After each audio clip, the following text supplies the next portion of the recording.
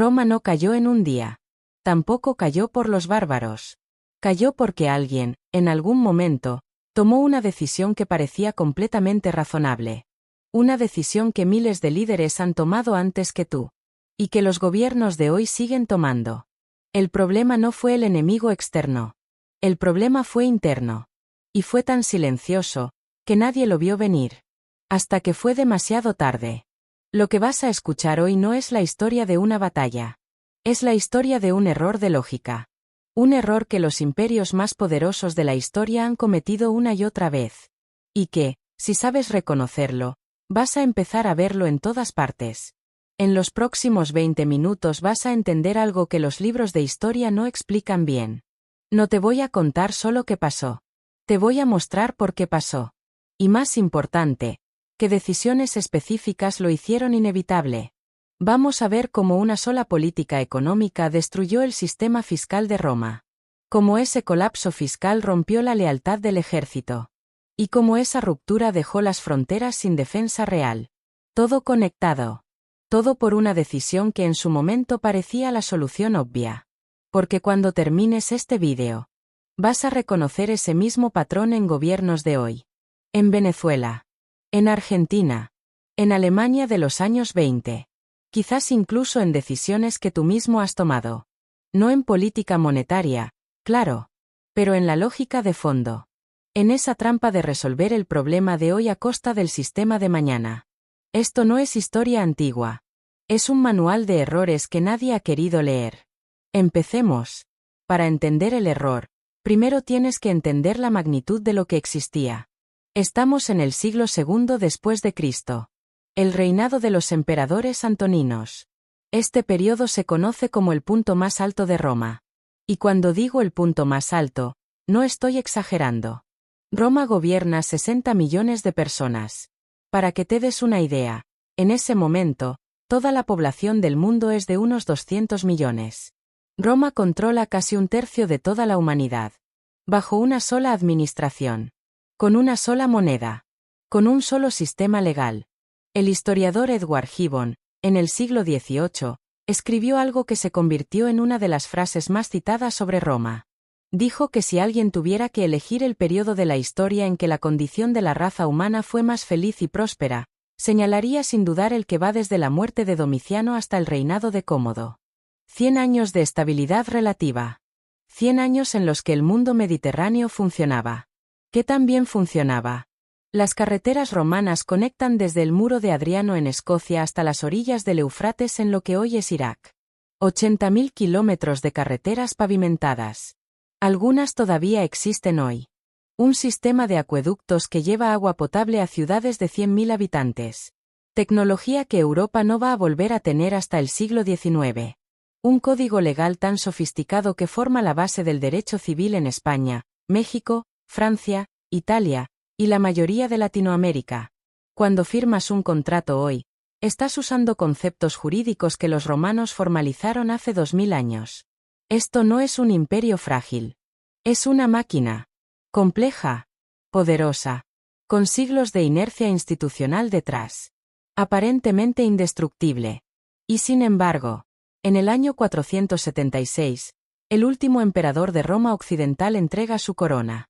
Su nombre es Rómulo Augustulo. Tiene 16 años. Y entrega el poder sin resistencia. Sin batalla épica. Sin un discurso final. Simplemente, se acabó. La pregunta que nadie se hace suficiente es esta. ¿Cómo se destruye algo tan grande? ¿Cómo se pasa del mejor periodo de la historia humana al colapso total en 3 siglos? La respuesta que aprendemos en la escuela es, los bárbaros. Los visigodos. Los hunos. Las invasiones del norte. Pero esa respuesta es incompleta. Es como decir que un edificio se derrumbó porque sopló el viento. Técnicamente cierto. Pero el viento no derrumba edificios sólidos. Derrumba edificios que ya estaban carcomidos por dentro. La respuesta real cabe en una decisión. Una que Roma tomó en el momento en que estaba en su máximo poder. Cuando todavía podría haber elegido diferente. Y esa decisión tiene un nombre muy concreto. Lleva siglos ocultándose detrás de palabras técnicas que hacen que suene complicado. Pero cuando lo entiendas, Lo vas a ver en todas partes. El error. La devaluación de la moneda. El error se llama debasement. En castellano, degradación de la moneda. Y empieza de forma completamente inocente. El denario es la moneda del imperio. Pequeña moneda de plata. La usan los soldados para comprar comida. Los comerciantes para cerrar tratos. Los campesinos para pagar impuestos. En el siglo I después de Cristo, el denario tiene un 90% de plata pura. Es confiable. Estable. Todo el mundo lo acepta sin cuestionar. Pero Roma tiene un problema que crece con cada década. El ejército. En el siglo I, Roma mantiene alrededor de 300.000 soldados profesionales. Para el siglo III, ese número se acerca a 450.000. Y cada soldado necesita sueldo, comida, equipo, y al retirarse, una parcela de tierra. Al mismo tiempo, las fronteras se vuelven más difíciles de defender. Al norte, las tribus germánicas presionan constantemente. Al este, el Imperio Parto, luego el Sasánida, es una amenaza permanente. Cada nueva frontera necesita más legiones. Cada nueva legión cuesta más dinero. Y los ingresos del imperio no crecen al mismo ritmo. Entonces alguien en el gobierno tiene una idea. Una idea que suena razonable. Completamente razonable, si no piensas demasiado en las consecuencias. ¿Qué pasa si reducimos la cantidad de plata en cada moneda? Fundimos el tesoro existente. Añadimos cobre o estaño. Y acuñamos el doble de monedas con la misma cantidad de plata. Pagamos más soldados. El problema se resuelve. Nadie protesta. Nadie nota la diferencia al principio. Las monedas tienen el mismo tamaño. El mismo peso aproximado. La misma cara del emperador grabada en el frente. ¿Quién va a notar que tienen un poco menos de plata? Pero aquí es donde empieza el colapso. Siglo I, 90% de plata. Siglo II, 75%. Mediados del siglo III, menos del 50%. Y para el año 265 después de Cristo, en el reinado del emperador Galieno, el denario tiene menos del 2% de plata. Menos del 2%. Es prácticamente estaño con una capa tan fina de plata que se borra con el uso. En 100 años, la moneda más confiable del mundo conocido se convirtió en metal barato con una carita grabada encima. Ahora viene la mecánica básica que lo explica todo. ¿Qué pasa cuando la moneda pierde valor? Los precios suben. Así de simple. Porque los comerciantes no son tontos. Un panadero que acepta 10 denarios por un saco de trigo nota que esos 10 denarios ya no compran lo mismo que antes. Entonces la próxima vez pide 12. Luego 20. Luego 50. Eso se llama inflación. Y en Roma del siglo III, la inflación no es del 5% anual como a veces vemos hoy. Según los registros que tenemos en los papiros egipcios de la época, el precio del trigo se multiplica por 200 en 50 años. Por 200. Piénsalo en términos actuales. Si hoy un kilo de tortillas cuesta 20 pesos, en 50 años, con esa tasa de inflación, costaría 4.000 pesos. El mismo kilo de tortillas. 4.000 pesos. Un soldado romano que en el año 200 podía pagar su renta, comprar comida, y ahorrar algo para su familia. En el año 260 cobra el mismo número de monedas. Pero esas monedas no alcanzan para comer. Y aquí viene la parte que nadie cuenta bien. La inflación no solo destruye el poder adquisitivo. Destruye algo más difícil de recuperar. Destruye la confianza. La confianza en que el sistema funciona. La confianza en que trabajar duro tiene sentido. La confianza en que el Estado va a cumplir sus compromisos. Y cuando un imperio pierde la confianza de su gente en la moneda, empieza a perder mucho más que dinero. Porque lo que viene después de la inflación es una reacción en cadena. Un dominio de fichas que nadie esperaba. Y que destruye no una institución sino todas al mismo tiempo. Espera a ver cómo se desmorona todo lo demás. Una moneda débil no solo hace subir los precios. Hace algo peor. Rompe los contratos implícitos sobre los que se sostiene una civilización. Déjame explicarte esto con más detalle porque es la parte que más me fascina. Roma tiene un sistema fiscal basado en dinero. Suena obvio, pero piensa en lo que eso implica. Un campesino en Egipto produce trigo. No le paga al Estado con trigo. Le paga con dinero. Convierte su trigo en denarios y esos denarios van al Tesoro Imperial. El Tesoro usa esos denarios para pagar a los soldados en Britania. Los soldados en Britania usan esos denarios para comprar comida local. Y así el imperio funciona como una economía integrada. Es un sistema elegante. Funciona durante siglos. Hasta que la moneda deja de ser confiable. Cuando el denario se devalúa, pasan varias cosas al mismo tiempo. Los campesinos siguen pagando sus impuestos en monedas. Pero el Estado recibe monedas que ya no compran lo mismo. La recaudación sube en número de monedas. Pero baja en valor real. Entonces el Estado tiene que subir los impuestos. Cobra más monedas para obtener el mismo poder adquisitivo. Los campesinos, que ya ven cómo sus ahorros se evaporan con la inflación, ahora también pagan más impuestos. Muchos abandonan sus tierras. Literalmente las abandonan. Porque trabajar la tierra ya no tiene sentido económico. Menos tierras cultivadas significa menos alimento. Menos alimento significa más inflación en los precios de comida. Más inflación significa más impuestos. Más impuestos significa más tierras abandonadas. El círculo se cierra. Y hay algo más grave todavía. Los soldados. Recuerda, son ellos quienes defienden las fronteras. Son ellos quienes mantienen el orden interno. Son ellos los que hacen posible que todo lo demás funcione. Y los soldados reciben su pago en monedas. Monedas que cada vez valen menos. En algún punto, los soldados empiezan a rechazar las monedas. Prefieren que les paguen en especie. Trigo, aceite, tela, ganado. Productos reales que no pierden valor de un mes a otro. Roma está volviendo al trueque. El imperio más sofisticado del mundo occidental retrocede siglos en décadas. Y eso tiene una consecuencia que nadie anticipa. Cuando los soldados ya no confían en el sistema monetario. Empiezan a confiar en algo diferente. En sus generales directos. En el hombre que les consigue comida real. En el hombre que les da tierras cuando se retiran. La lealtad se vuelve personal. Ya no es al Estado. Ya no es al imperio. Es al general que los alimenta. El siglo III de Roma se conoce como la crisis del siglo III. Y los números son brutales. Entre el año 235 y el año 284, apenas 49 años, Roma tiene 26 emperadores reconocidos. 26. Casi todos asumen el poder por la fuerza. Y casi todos mueren asesinados. ¿Por quién? Por sus propios soldados. O por los soldados de otro general que quiere ser el siguiente emperador. El imperio no está siendo atacado desde afuera en este momento. Se está desintegrando desde adentro. Porque la cadena de confianza que lo sostenía está rota. Y aquí está la trampa perfecta. La trampa de la que Roma no puede salir. Para combatir la inestabilidad política, los emperadores necesitan más soldados leales. Para tener más soldados leales, necesitan pagarles bien.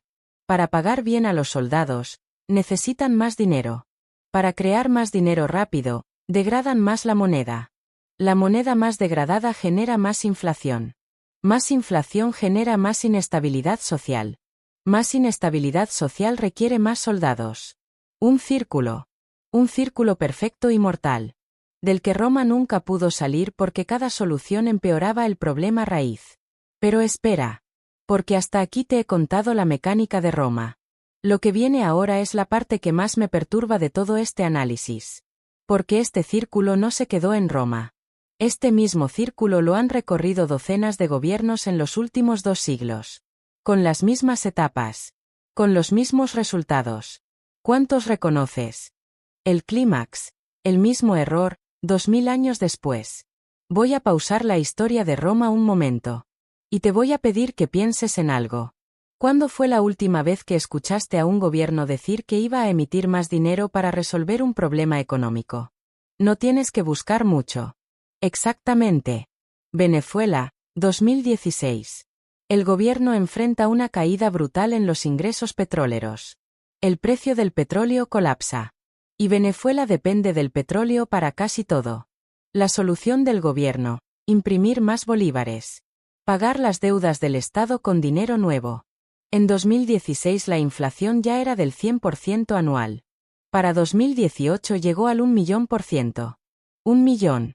El billete de mayor denominación no alcanzaba para comprar una bolsa de arroz. La gente los usaba como servilletas en los restaurantes. No es una metáfora. Hay fotografías.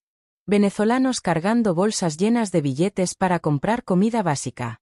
Las mismas imágenes que vemos de Alemania en 1923. Las mismas. Con 90 años de diferencia. Alemania, 1923. La República de Weimar. Alemania perdió la Primera Guerra Mundial y el Tratado de Versalles le impuso reparaciones de guerra imposibles. El gobierno no puede pagarlas. Solución: imprimir marcos. En enero de 1923, $1 americano equivale a 4.000 marcos alemanes. Para noviembre de ese mismo año, $1 equivale a 4 billones de marcos. 4 billones. En 10 meses. Los trabajadores cobraban 2 veces al día. Por la mañana y al mediodía. Porque si esperaban a la tarde, el dinero ya valía la mitad. Salían corriendo del trabajo a comprar cualquier cosa, lo que fuera, antes de que los precios subieran otra vez. Los niños jugaban a hacer torres con billetes en las calles. Porque los bloques de madera para jugar costaban más que los billetes. Una señora alemana de la época contó en una entrevista décadas después que tardó más tiempo en pagar la propina del desayuno que en desayunar. Porque mientras esperaba al mesero, el precio había subido. Pero aquí está la capa de análisis que más me interesa. No es solo la mecánica económica. Todos los ejemplos que te acabo de dar son mecánicamente iguales. Lo que me fascina es la decisión psicológica detrás. Todos los gobiernos que han hecho esto tenían acceso a la misma información. No eran ignorantes. No estaban en el año 200 después de Cristo sin acceso a datos históricos. El gobierno de Weimar podía estudiar lo que le pasó a Roma. El gobierno de Venezuela en 2016 podía estudiar lo que le pasó a Weimar. Tenían economistas. Tenían asesores. Tenían historia documentada de los resultados, y aún así lo hicieron. ¿Por qué? Porque el error que destruyó Roma no es un error técnico. No es un error de ignorancia. Es un error de horizonte temporal. Degradar la moneda resuelve el problema de hoy. Hoy puedes pagar al ejército. Hoy puedes callar a los que protestan. Hoy el gobierno sobrevive. Pero destruye el sistema de mañana. De un mañana que generalmente llega cuando ya no eres tú quien gobierna. Roma tuvo 26 emperadores en 50 años. El mandato promedio era de menos de 2 años. Ninguno vivió para ver las consecuencias a largo plazo de su propia política monetaria. Weimar tuvo 14 cancilleres en 14 años. Venezuela ha tenido continuidad de gobierno, sí. Pero Chávez murió antes de ver el 1.000.000% de inflación. ¿Ves el patrón? La persona que toma la decisión casi nunca es la que paga las consecuencias. Eso hace que la decisión sea mucho más fácil de tomar. Y lo más inquietante de todo no es que los gobiernos cometan este error. Lo más inquietante es que la lógica que está detrás existe en todos nosotros.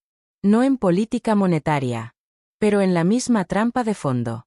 Poner una compra en la tarjeta de crédito que no puedes pagar porque el problema de pagar es de mañana. No dormir hoy para cumplir una fecha límite, aunque eso destruya tu productividad la próxima semana. Tomar un crédito para cubrir un gasto corriente. La lógica es siempre la misma. Resolver el problema de hoy a costa del sistema de mañana. Roma no inventó ese error. Solo lo llevó a una escala imperial. Roma no murió por los bárbaros. Quiero que te quedes con eso. Roma no murió por los bárbaros. Los bárbaros fueron la consecuencia. El síntoma final de un sistema que llevaba 2 siglos deteriorándose. Cuando el sistema monetario colapsó, el Estado no pudo pagar bien a sus soldados. Cuando los soldados no cobraban bien, su lealtad se fragmentó hacia los generales locales. Cuando la lealtad se fragmentó, el ejército se volvió una herramienta de poder político, no de defensa. Cuando el ejército dejó de defender, las fronteras se volvieron permeables. Cuando las fronteras se volvieron permeables, los pueblos germánicos entraron. Y no encontraron resistencia real. La invasión fue el último domino de una cadena que empezó con una decisión económica 200 años antes. Una decisión que en su momento parecía razonable. Que probablemente era la única salida visible en ese momento. pero que plantó la semilla de todo lo que vino después. Esto es exactamente lo que me apasiona del análisis histórico. No se trata de memorizar que Roma cayó en el 476. Se trata de entender la cadena causal, el mecanismo, la lógica interna de cómo los sistemas se destruyen a sí mismos. Porque esa lógica no cambió. Los imperios cambian. Las monedas cambian. Las tecnologías cambian. Pero la mecánica de cómo las instituciones se erosionan desde adentro, esa no ha cambiado en 2000 años. Los romanos del siglo III no podían ver el siglo V. No tenían perspectiva histórica sobre su propio momento. Nosotros sí la tenemos. Tenemos 2000 años de ejemplos documentados. Tenemos el lujo de poder ver el patrón completo.